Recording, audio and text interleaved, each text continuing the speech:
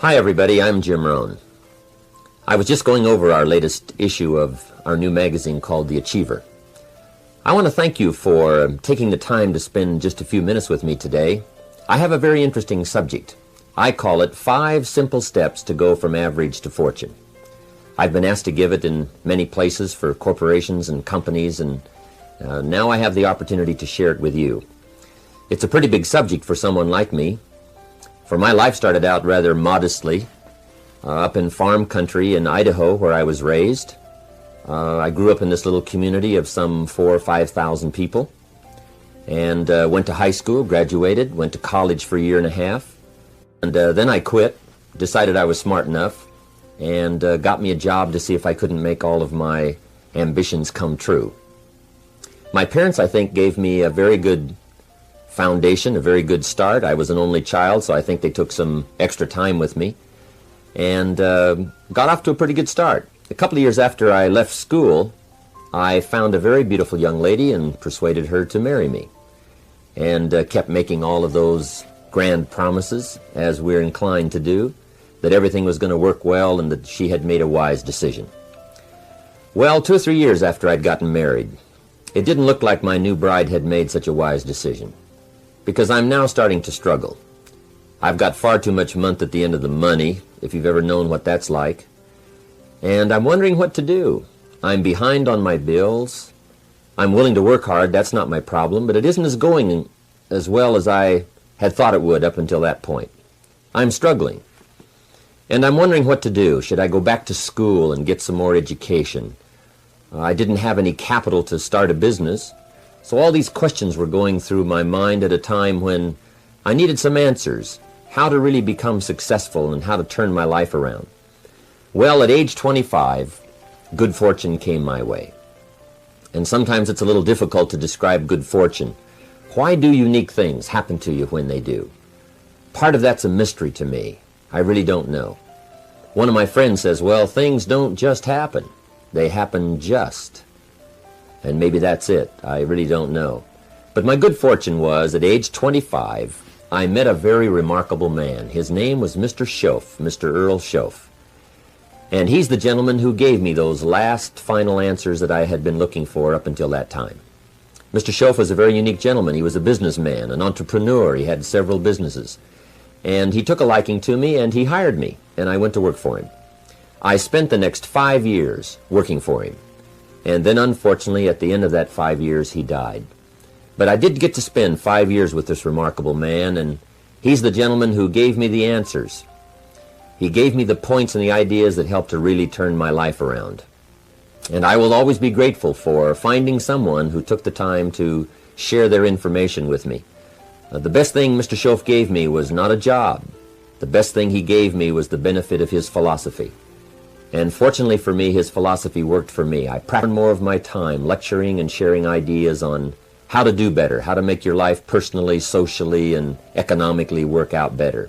And especially for the last 6 or 7 years, I've had the opportunity to travel around the world. The seminar's been translated in many languages, and I find myself now spending the biggest share of my time lecturing, sharing ideas, and trying to come up with answers that can make a difference in your life. Let me give you this simple little talk, how to go from average to fortune. There's 5 simple steps. You might like to make a note of them. Here's the first one. Get serious. That's number 1. I don't know any substitute for that. You've really got to get serious. You don't have to be grim, but you must be serious. I know a guy that's got a half a dozen jokes keeping him from becoming wealthy. He's not known as rich.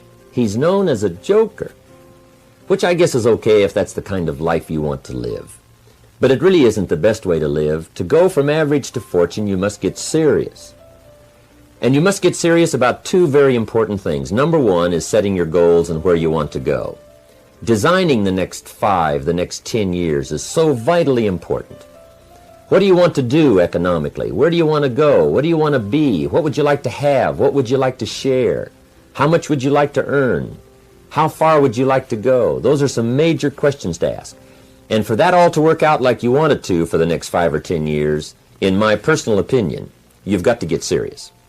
Then you have to get serious about another important subject. And that important subject is called personal development. Personal development is striving hard to become the kind of person that you want to be. And to become the kind of person you want to be, you've got to work at it. 10 years from now, you will surely become someone. The big question is, who? What are you becoming? And if you go to work on it now, sure enough, in a very short period of time, you can take on a new direction to become the kind of person you want to be. There's a very important question to ask, and the question is, 10 years from now, you will surely arrive. And the question is, where? So to answer the question of where you want to arrive and the kind of person you want to be, you've got to get serious. So that's point number one. To make your life worthwhile and unique, to go from average to fortune, you've got to get serious. Now, the second point is, get smart. To make your life work out worthwhile, you've got to have some ideas. You've got to have the information. So you've got to be smart. In fact, in this decade, you must be much smarter than you were in the last decade. You've got to read the books. You've got to come up with the information. When I have a chance to talk to the high school kids, that's the theme of my talk. Get smart. There's nothing worse than being stupid. And if you will read the books, learn from your experiences, do all the things that you possibly can to get the information, sure enough, you'll be wiser this year than you were last year. And I've got a few techniques that I teach in my seminar on how to get smarter, keeping a journal, going to the lectures, going to the seminars, listening to the sermons, picking up ideas from other people. You just must keep up this steady process of learning. Never cease your quest for knowledge. And that's one of the key points to go from average to fortune. Get smart. Now here's number 3. You've got to get going. All of the things that you've learned will not do you that much good if you don't put it into an action plan. You've got to get going. In my management and leadership seminar, we teach game plans, how to put all the good things that you've learned into action. Economic action, social action, personal action. How to make the changes and how to actually do the work, how to actually function. Get going, that's the key. Some people are ever learning, but they don't put it into action. They don't really take the action. It's like the man who keeps bringing materials to the building site and never builds anything. He keeps bringing in the sand and the gravel and the windows and the doors and the roofing material, and he just stacks up all these supplies, but he never builds anything. See, if you do that long enough, fairly soon they'll come and take you away. You've got to do something with what you've learned. You've got to take action. You've got to get going. So that's one of the most important things to learn, how to design your days, how to design your weeks, how to design the months, so that you take the proper action to get the proper return that you're looking for, whether it's economic or personal. Get going. It's a major key. Now here's number 4. You must get excited. And not just the false enthusiasm of just pure positive thinking. You've got to get excited over some very basic things. One is, get excited over your ability to make yourself do the necessary things. Because discipline is major step 1 toward personal progress. And anytime a person wishes to, they can make major changes in their life, personally and socially and financially. It doesn't ever have to be the same after today. No telling what you could do today if you really wish to. The act of murder is a clear indication that a person in one drastic act can forever change the course of their life. It just happens to be in the negative direction.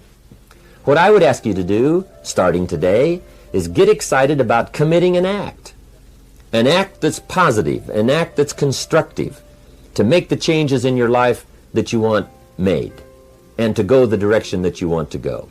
So that's number 4, get excited. Get excited about your potential. Human capacity is usually never the problem. Little children can learn several languages. We can learn to do the most incredible things. All we need to do is take the time to do it. So it's not a matter of capacity. It's a matter of judgment. It's a matter of excitement. It's a matter of will. And it's a matter of wanting to bad enough. So it's pretty exciting to know that any day you wish, you can change your life. Any day you pick out, you can make major changes. It doesn't ever have to be the same again. And that's exciting. Knowing that intellectually and personally, you can actually do the things that will make major changes in your life. That's number 4. Here's number 5. Number 5 is get away. I have found, especially in the last 15, 20 years, that there's an important thing called life balance. You've got to learn to get away. You must learn to get away and be alone. Learn to get away and reflect. Learn to get away and learn how to live as well as how to earn. How sad it would be to learn how to earn well but not learn how to live well. You must balance your life. We teach something, especially in my staff, I teach something called lifestyle. Lifestyle is how you learn to live your life. Some people have money, but they don't even know how to spend it.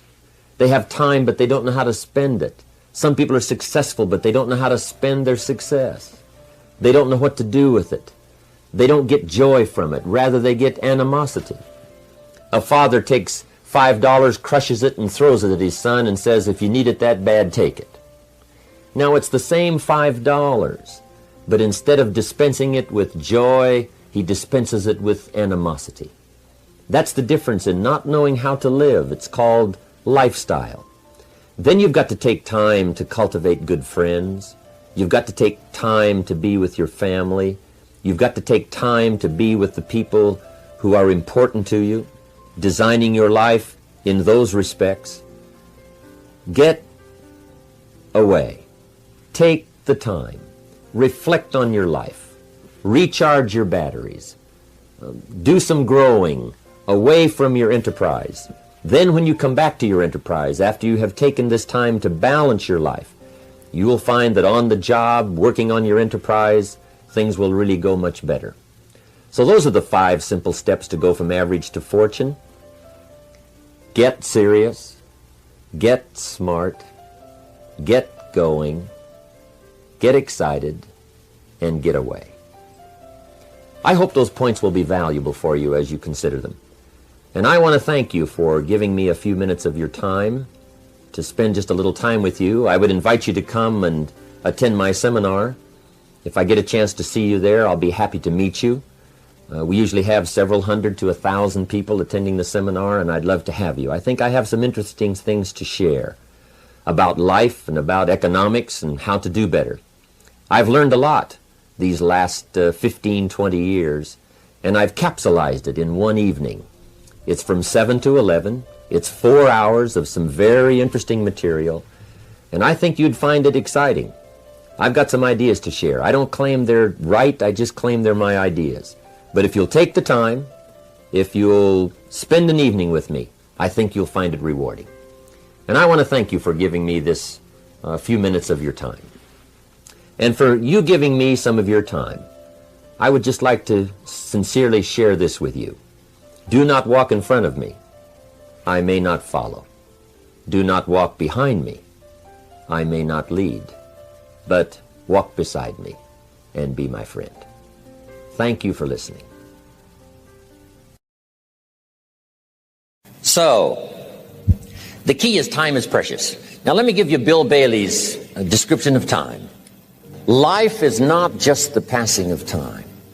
Life is a collection of experiences, their frequency, and their intensity.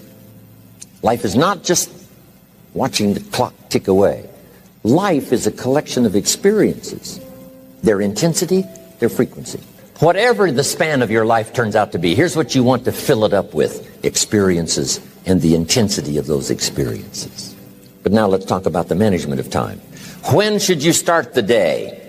As soon as you have it finished. Plan the day the best you can, leaving plenty of room for improvising and surprises and all the stuff that happens during the course of the day. But if you've planned a good, productive day, now you start that day, you can't believe how much more valuable your time will be. Don't start the day until you have it finished. Now here's the next one. Don't start the week until you've had it finished. Now to lay out a week is a pretty good challenge. Next, don't start the month until you have it finished. The places to go and the people to see and the productivity and the sales and the customers and the development and all the rest of what you want to accomplish during the course of 30 days. Don't start the month till it's finished. And then here's the big one. This is really challenging. Don't start the year until you have it finished. To the best of your ability. It can't be finished like minute by minute. But in terms of the sweep of what you want to accomplish, make sure that that's set and ready to go by the time January 1st rolls around. Now, jot this down. Approaches to the management of time. Here's the first one. Ignore the subject. I mean, that's good advice. Don't let anything overly bug you. Because remember now, you don't have to do anything. Someone says, well, I got to get a handle on my time. The answer is no, you don't. If you want to let it all go, you can let it all go. I mean, this is good advice. Somebody says, you ought, you ought, you ought. Jot this down. Ignore all the you oughts or you should. Only if they're giving general information. We should. It's better to say if you're teaching, we should. Not you should, we should. Then you let me listen in without it being too confrontational. If everyone did this, see, that'd be great. And then you give a person a chance to choose to do it or not to do it. But when you start the you ought, now see if I don't, now see we got some tension and maybe some problems. So you oughts seem to always create problems. When you're talking to your kids, you say, no, if kids would do this, not always saying if you did this, life would be better. But if kids did this, life would be better. It's like making a little talk and letting them listen in. And then it's a little less confrontational. It gives us a choice. In one of my seminars, here's what I teach. All life form strives to the max of its potential except human beings. How tall will a tree grow? As tall as it possibly can. You never heard of a tree growing half as high as it could. No, trees don't grow half. A tree drives its roots as deep as it can, reaches as high as it can, produces every leaf it can, every fruit it possibly can. To the max. Every life form strives to the max, except human beings. Now, why not human beings? Jot this down. You've been given the dignity of choice. You're not a robot. You don't have to repeat this year the same as last year. You can tear up last year's plan, develop a new plan. So, the dignity of being a human being. Now, here's the choice on being a human being. To be part of all we were meant to be, or to be all. To strive for all, or half, or part, or some. The choice is up to you. To develop one skill or 10 skills. Someone says, well, I'd be happy with just one more language. Well, some say, hey, I'm going to learn 6 or 7. And this is all a matter of choice. And when someone says, no, you ought to learn 4, you've got to resist all that. Because this is personal dignity. And you don't want to destroy someone's dignity by doing all the oughts, and then they feel reluctant to do it. Now we've got problems. So if you want to, just ignore this subject on time management. Now here's the next one. Step down to something easier. The guy's in sales, and he says, oh, I want to own the company. Finally owns the company. Now he's got no time to play golf. He said, when I was in sales, I was making big money playing golf 3 days a week. Heck with this owning something. Heck with managing. My life was never my own after I started to manage. I'm going back to sales. See, this is the key. If you're getting too pressed, you might consider stepping down to something with a little easier time pressure. Next key to time management. And that's work longer and harder. But see, there's a limit to that. I almost lost my health the first year. I went so crazy about personal development and achievement. I just went bonkers. You know, I told you I was skinny. By the end of that first year, I was a walking shadow. And then it suddenly occurred to me, what if I got rich and too ill to spend it? I mean, that was a shocker. So I started, developing a little more reasonable. Because I said, if 12 hours won't do it, I'll work 14. If that won't do it, I'll work 18. I mean, how many hours it takes. And sure enough, it cost me too much. So see, working longer and harder for some might be appropriate. If you're just sitting around not doing that much, this might be good, work longer and harder. But you can only work so hard. Here's the key, not to work harder, but smarter. When you've worked as hard as you can, doing the best you can in terms of physical output in the time, reasonable time. Now here's the ultimate in the management of time, and that is you simply become more skillful. When I first got into sales, I was around people that could get, 9 out of 10, 8 out of 10. And when I first started, I could only get 1 out of 10. But here's what I did. I worked around the clock. So that I would make up in numbers what I lacked in skill. That's good in sales. You got to jot that down. When you're new, you make up in numbers what you lack in skill. Now, when you become more skillful, the numbers can go down because now Your persuasive ability and all of that is now so high that you don't need to put as many numbers out. But at first, if you want to compete or if you want to really get good, you've got to put in the numbers. But if you get more from yourself, develop more of yourself, now the time management becomes an easier task. Now here's the next thing. Either you run the project or it runs you. I've found out when you start something, at first you're in charge. All of a sudden, a year later, it's in charge. Some of the companies I started, I'm telling you, I'm in control. A couple of years later, I'm out of control. At first, I've got it on the run. 2 years later, it's got me on the run. Haven't got enough time. I'm dizzy with trying to get it all done. So here's part of the key, and that's to get in charge. Say, I'm going to take charge of my health. Take charge of your time. Take charge of your resources, which we're going to talk about next. You're the one that's responsible for it. It's not a requirement of society that you not have a heart attack and take care of your family. That's not a requirement of society, but you must make it a requirement of yourself. Society doesn't require that you build a financial wall around your family nothing can get through. That's not a requirement of society. It's a requirement you impose on yourself to build a financial wall around your family nothing can get through. So impose on yourself this self-development of being in charge, taking charge of your life and your health and your future and your responsibilities and all the rest.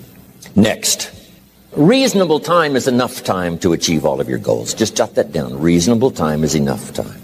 I had to learn that. Reasonable time is enough time. Here's why. It's not the hours you put in, it's what you put in the hours. If you start depositing greater ideas into the hours you've got later than now, I'm telling you, later you can't believe the productivity that will flow. The ideas you can't think of now, a year from now, they'll start to flow. And when you deposit those ideas in the hours you've got, productivity multiplies by 2, 3, 5, 10. Next, time management essential. We've already covered the first one, a written set of goals.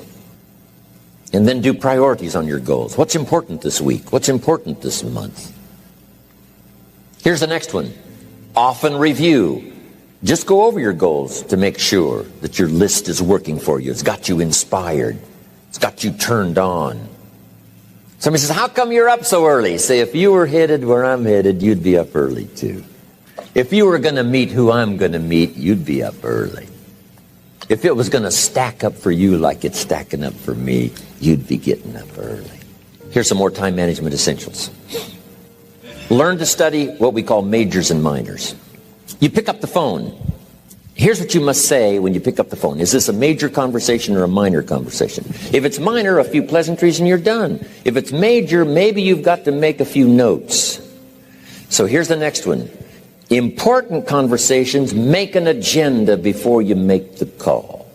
Just jot down a little agenda. It's so easy now to just talk out of your head. Did you ever hear a conversation end like this? Let's see, there was something else. See, you don't look that swift. I can't think of it right now. I'll call you back. See, you look a little incompetent. Let's see, there was something. It escapes me right now. Really? So have you got this now? Make an agenda before you make a call if it's an important call. Now later that saves you all kinds of stuff. So what's major, what's minor? Now here's the key on this. Don't major in minor things. If you take up major time to do minor things, I'm telling you, you'll be behind the curve constantly. Here's what we learn in sales training. What's major time and what's minor time? And if you took a look, if you're in sales and you took a look at a week, you'd say, my gosh, I'm spending 90% of my time on the minor stuff and so little time on the major stuff in the presence of. How many hours in the presence of in my day? How many hours in the presence of during my sales week? Because the time that really counts is in the presence of majors and minors. Here's another key time management essential. Don't mistake movement for achievement. It's easy to get faked out by being busy. Guy comes home at night all exhausted, falls in the chair and says, oh, I've been going. Here's the big question. Doing what? It's not the going. Some people are going, and they're doing figure eights. Progress is small. So don't mistake movement for achievement. Now here's a big one, concentration. I had to learn this. All those years ago, I'm in the shower trying to compose a letter. Found it turns out to be a strange letter. So here's what I learned to do. Save the work till you get to the office. Save the work till you get to the work. Don't try to get to the office on the way to work. On the way to work, enjoy the way. In the shower, enjoy the shower. Then go to work when you get to work. I found this to be helpful. Concentration. Here's another big one. Learn to say no. I'm telling you, in such a social society we have now, it's so easy to try to be a nice person, saying yes, yes, yes to everything. Find yourself overloaded. Now you got to call and make the, well, gosh, you know, all the time it takes to back out of something that you said yes to too quickly. Here's what might be better. I don't think so, but if that changes, I'll call you. Little things you can use not to overcommit yourself. My friend Ron Reynolds says, don't let your mouth overload your back. It's a good one. Now, here's a big one on time management. When you work, work. When you play, play. Don't mix the two. Don't work at play. I used to take my family to the beach, and I would bring my briefcase. I learned not to do that. Or at the beach, I'm saying I should be at the office. I should be at the office. Now my family's upset because I'm at the beach, and I'm thinking office, office, office. Now when I'm at the office, I'm thinking what? I got to get my family to the beach, the beach, the beach. So things are not going too well at the office because I'm thinking beach, and things are not going too well at the beach because I'm thinking office. Here's what I learned to do. At the beach, be at the beach. At the office, be at the office. When you work, work. When you play, play. Don't mix the two. Don't work at play. Now, here's one of the most important ones. Don't play at work. Work is too serious. But I'm telling you, you got to be serious about work because you're parting with a piece of your life for the work you do. Your work costs you a piece of your life. Here's what it's called. Serious business. Not grim, not unhappy, but serious. Here's another key phrase. All work is good. You may not like your job, but if it's the stepping stones to get you to where you want to go, you got to appreciate your job. You don't have to have a passion for your job. Here's the ultimate passion. A passion for incredible success in every department of my life. That's the passion. But don't look down on some menial job you have to do to finally get you to where you want to go. No job is menial. No job is not, no, every job is noble. Training life for pay, making a contribution to society. Next, analyze how you are. And if you have some weaknesses, if you can't, doesn't seem like you can change, here's the key. Get it covered. I used to keep promising myself I'd keep the books, keep the books, keep the books. Finally, I gave that up. And back then, it only took me an extra $50, $60 a month for some accountant to keep the books. I said, no, I'm going to save the $50. You can't believe what I started losing in productivity because I tried to save the $50. So the key is, a lot of the time you can stay like you are, but just make sure you get it covered. Next. Beware of the telephone and all other systems of communication, especially the telephone at home and systems of communication at home. And here's one of the best lines I've got for you for the weekend. Let all communication systems serve you, but don't let them intrude. Here's the next one. Read all the books. You know, I've only got a few notes here on time management. But if you've got some particular challenges, you run a big organization, a big corporation, you've got some challenges, there's plenty of books. Now, here's what's next. Just be more alert to the things that might be stealing your time. Here's why. Time is like capital. You can't let someone steal your seed corn. You can't let someone steal your capital. And you can't let someone steal your time. You must designate your time. And some of the time that you designate, you must not let anyone steal. Casual time, you might let someone intrude and steal a little bit and take a little bit, but not serious time. Next, one of the great time management savers is to learn to ask questions up front. Sometimes you talk to somebody for an hour, and then you ask questions and find out if you would have asked those questions up front, you could have saved yourself an hour. Asking questions up front helps you to get to the problem now. But if you just launch into some discourse, you might waste 30 minutes, waste an hour, when here's what you should have been talking about. After you've finished an hour, you say, John, what's really the problem? He said, well, it's something personal. See, that's what you should have been talking about this whole hour. Now, here's the last one, thinking on paper, and that's to keep a journal. One of the things I'm known for around the world, have been now for 39, 40 years, is keeping a journal. Now, my journal is not it's not necessarily it's not like a diary. It might be part diary. You know, I'm flying over Ireland, and I write down a few little things that impressed me. Today I met this person. Wow, what an extraordinary event. Today I conducted this seminar in Rome. 1,000 people stood up and sang for me. I've got a little bit of a diary in there. But here's what primarily your journal is for: collecting good ideas.